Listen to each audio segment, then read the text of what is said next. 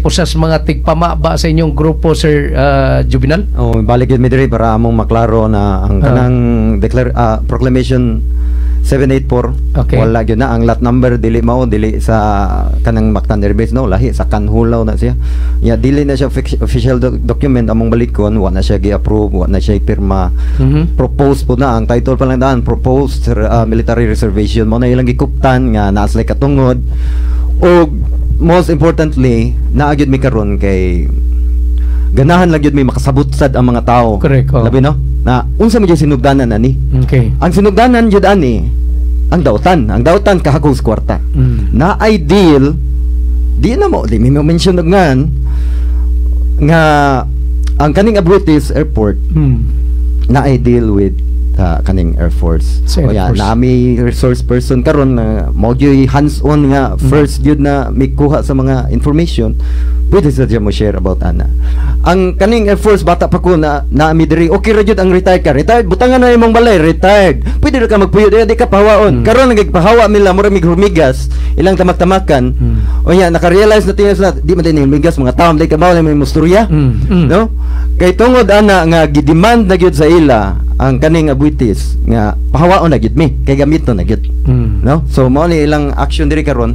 Gamiton sa ilang negosyo.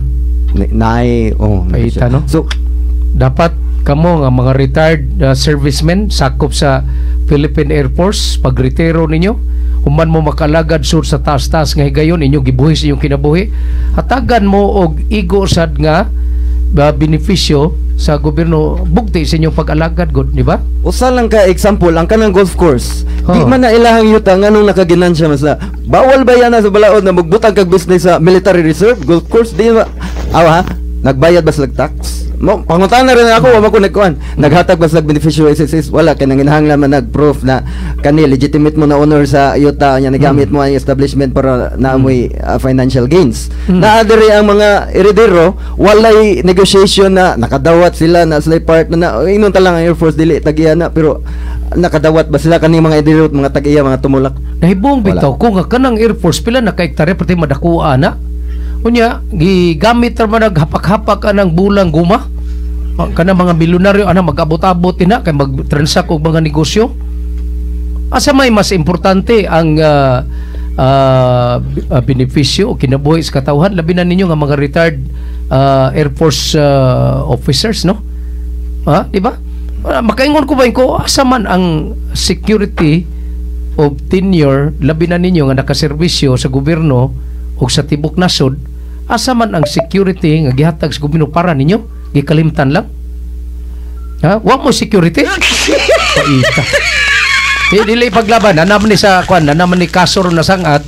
Anyway, kana dihang golf course usa na military reservation na.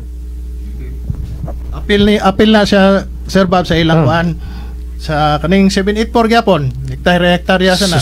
Paita gamit to. So ilan na nagi-deal apil nas deal?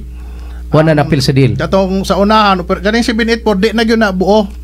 Kay nang-request naman sana sila sa barangay nga magpasurvey sila usab diha sa baryo na kay magpabuhat na sila bago ako nagkuha proclamation na sa diha. Kay di naman ni tibuok ni ilang 784 gyud. Nabuak na.